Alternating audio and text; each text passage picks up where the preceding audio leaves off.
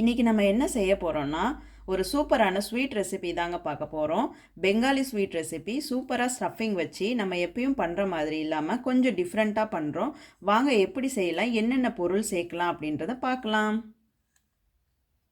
1.5 litre அளவுக்கு பால் எடுத்துக்கலாம். இதை காய வைக்க ஆரம்பிக்கலாம். இப்போ லைட்டாக ஹீட் ஆக ஆரம்பிச்சிருச்சு. இப்போ நம்ம கொஞ்சம் இந்த மாதிரி ஸ்பூன் வச்சு கிண்டி விட்டுட்டே இருக்கணும், அடியில் பிடிக்காத மாதிரி, இல்லைன்னா அடி பிடிக்க ஆரம்பிச்சிடும். இப்போ நல்லா கொதிக்க ஆரம்பிச்சிருச்சு. இந்த ஸ்டேஜில் நான் ஒரு 2 லெமன் எடுத்து நல்லா புழிஞ்சி எடுத்து வச்சுருக்கேன். இதை ஆட் பண்ணிக்கலாம்.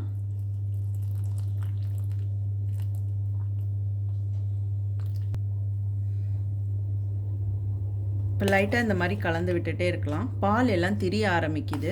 இந்த மாதிரி ஃபுல்லாகவே திரிஞ்சு வரணும். அந்தளவுக்கு ஒரு 2 மினிட்ஸ் வெயிட் பண்ணலாம். இப்போ பாருங்கள், நல்லாவே திரிஞ்சிருச்சு. ஸ்டவ் ஆஃப் பண்ணிடலாம். தண்ணி தனியாக பால் தனியாக நமக்கு நல்லாவே திரிஞ்சு வந்திருக்குங்க. பாருங்கள், இந்த மாதிரி இருந்தால் போதும். இப்போ ஆஃப் பண்ணிடலாம் ஸ்டவ்வை. இப்போ நான் ஒரு பாத்திரம் எடுத்திருக்கேன் தண்ணி ஃபில்டர் பண்ணுறதுக்கு. இந்த மாதிரி ஒரு ஃபில்டரும் அதுக்கு மேலே ஒரு வெள்ளை துணி எடுத்துக்கலாம். இந்த மாதிரி போட்டுக்கலாம் ஃபஸ்ட்டு. இப்போ நம்ம பால் திரிஞ்சது இல்லைங்களா, இதை இதில் தண்ணி ஊற்றிக்கலாம். மேலே இந்த திரிஞ்ச பால் மட்டும் நல்லா ஃபில்டர் ஆகும். இந்த மாதிரி ஃபுல்லாமே போட்டு ஃபில்டர் பண்ணிக்கலாம் ஃபஸ்ட்டு. இப்போ நம்ம லெமன் ஆட் பண்ணதுனால இதில் அந்த புளிப்பு தன்மை ரொம்ப ஜாஸ்தியாக இருக்கும். அதனால் நான் பச்சை தண்ணி இருக்குது இல்லைங்களா, சில்லுன்னு இருக்க வாட்டர் இது கூட மிக்ஸ் பண்ணி கொஞ்சம் இந்த மாதிரி வாஷ் பண்ணி விட்டுக்கிறேன். ஒரு 2 டைம் 3 டைம் இந்த மாதிரி ஃபுல்லாகவே வாஷ் பண்ணலாம் ஃபுல்லாக. அப்போ தான் அந்த புளிப்பு தன்மை குறையும் நமக்கு. இல்லைன்னா லெமனோட டேஸ்ட்டு தான் உங்களுக்கு கிடைக்கும் ரொம்பவே.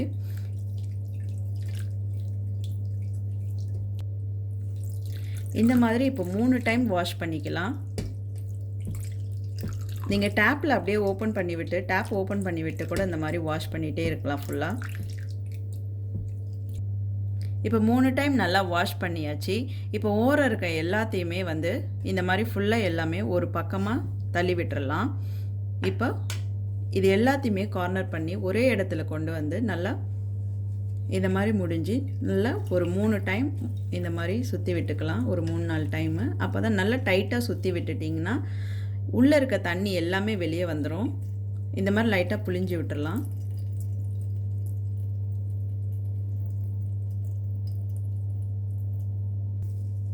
இப்போ இதை நல்லாவே புழிஞ்சு எடுத்தாச்சு. தண்ணியே சுத்தமாக இல்லை, அந்த அளவுக்கு நல்லா ட்ரையாக புழிஞ்சு எடுத்தாச்சு. இப்போ வேறு பேசனில் மாற்றிக்கலாம் இதை. இப்போ நான் ஒரு கடாயே எடுத்திருக்கேன். இது கொஞ்சம் பேஸ் நல்லா திக்காக இருக்கிறதுனால நமக்கு நல்லா அழுத்தி பிசையறதுக்கு வாட்டமாக இருக்குன்றதுனால இந்த மாதிரி பாத்திரம் நான் சூஸ் பண்ணியிருக்கேன். இப்போ இது எல்லாத்தையுமே இதில் ட்ரான்ஸ்ஃபர் பண்ணிக்கலாம் நம்ம.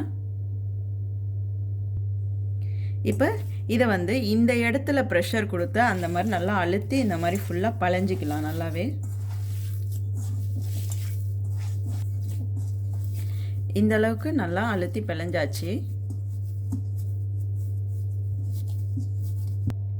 இப்போ இதை நல்லா பிசைஞ்சு வச்சாச்சு.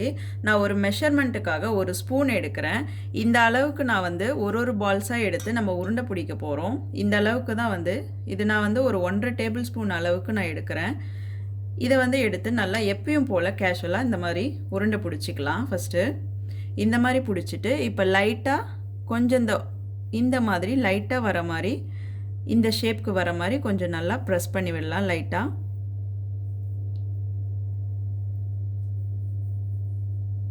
இந்த மாதிரி ஷேப்பில் நம்ம ரெடி பண்ணி எல்லாத்தையுமே எடுத்துக்கலாம். இன்னொன்றும் பண்ணுறேன். இதே போல் ஒரு மெஷர்மெண்ட் நீங்கள் இந்த ஸ்பூன் தான் எடுக்கணும்னு இல்லை, உங்களுக்கு எந்த சைஸ் தேவையோ அந்த அளவுக்கு நீங்கள் எடுத்துக்கலாம் ஸ்பூன். நான் இதை எடுத்துக்கிட்டேன். எப்பயும் போல் உருண்டை தான் தட்டுறோம் நம்ம. இந்த மாதிரி உள்ளங்கையில் வச்சு இந்த மாதிரி சுற்றி விடலாம் ஃபஸ்ட்டு. ரவுண்ட் ஷேப்புக்கு வந்துருச்சு. இப்போ இதை கொஞ்சம் இப்படி தட்டலாம். தட்டும் போது உங்களுக்கு ஷேப் மாறுது. இப்படி ப்ரெஸ் பண்ணி விட்டுக்கோங்க. 2 கார்னர்லேயுமே இந்த மாதிரி ப்ரெஸ் பண்ணி விட்டு லைட்டாக இந்த மாதிரி தேய்ச்சிங்கனாலே உங்களுக்கு அந்த ஷேப் வந்துடும். இப்போ பாருங்கள், இந்த மாதிரி ஷேப் கிடச்சிருச்சு. இந்த மாதிரி எல்லாத்தையுமே நம்ம ரெடி பண்ணி எடுத்துக்கலாம். இந்த மாதிரி எல்லாத்தையுமே ஒரே ஷேப்பில் நான் வந்து ரவுண்ட் பண்ணி எடுத்திருக்கேன். இப்போ அடுத்தது தேவையான பாகை வந்து ரெடி பண்ணிக்கலாம். இப்போ ஒரு பேன் எடுத்துக்கலாம். இதில் வந்து 1½ கப் அளவுக்கு சர்க்கரை ஆட் பண்ணுறேன் நான்.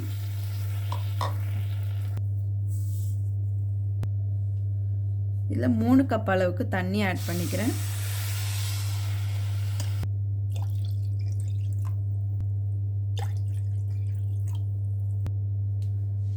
நல்லா கலந்து விட்டுக்கலாம் இப்போ சர்க்கரையும் தண்ணியும்.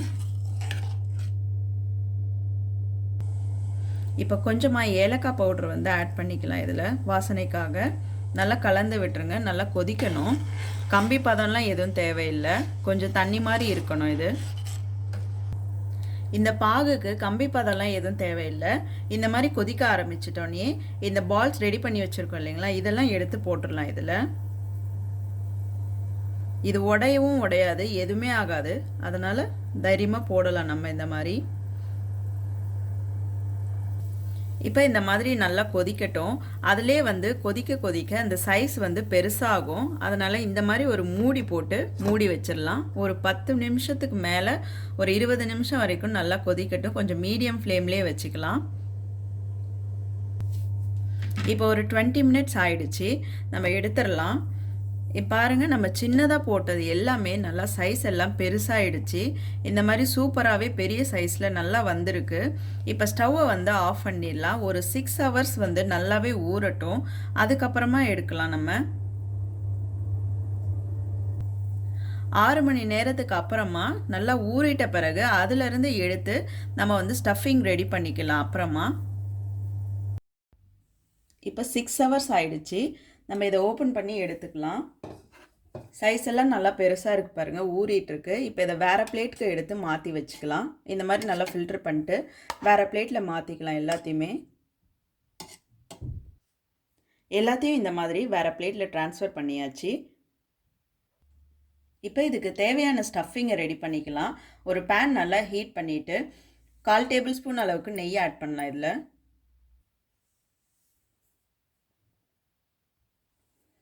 பால் வந்து 1/4 கப் அளவுக்கு ஊற்றுறேன். பால் பவுடர் வந்து 1/2 கப் அளவுக்கு எடுத்திருக்கேன். இதையும் ஆட் பண்ணி இப்போ நல்லா கலந்து கொடுத்துக்கலாம். கொஞ்சம் கெட்டியாகாத மாதிரி கலந்து கொடுத்துட்டே இருக்கலாம். இதில் 100 கிராம் அளவுக்கு ஒயிட் சுகர் வந்து பவுடர் பண்ணி எடுத்திருக்கேன். அதையும் ஆட் பண்ணுறோம். இப்போ நல்லா கிண்டி விட்டுட்டே இருக்கலாம்.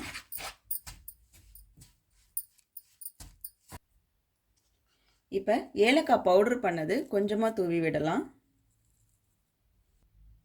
ஃபுட் கலரிங் வந்து நான் எல்லோ கலர் ஆட் பண்ணுறேன். இப்போ நல்லா கலந்து கொடுத்துட்டே இருக்கலாம்.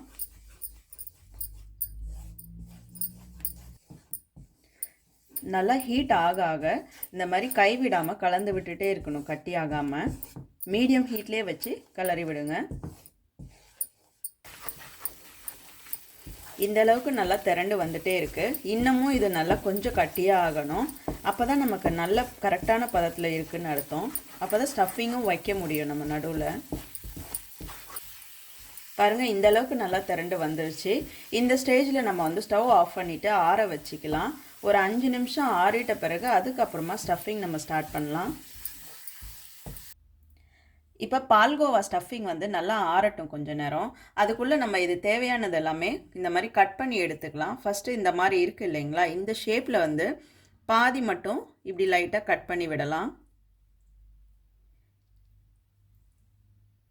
இப்போ பாருங்கள், இந்த இடத்துல தான் நம்ம ஸ்டஃபிங் வைக்க போகிறோம். அதனால் இந்தளவு கட் பண்ணிட்டு, இங்கே ரொம்ப எட்ஜ் வரைக்கும்லாம் கட் பண்ண வேண்டாம். பாதி வரைக்கும் கட் பண்ணி இந்த அளவுக்கு வச்சுட்டா போதும். இந்த மாதிரி எல்லாத்தையுமே எடுத்து நம்ம இந்த மாதிரி கட் பண்ணிக்கலாம். உங்களுக்கு கட் பண்ணும் போது ஜூஸியாக கொஞ்சம் வெளியே வரும் தான்.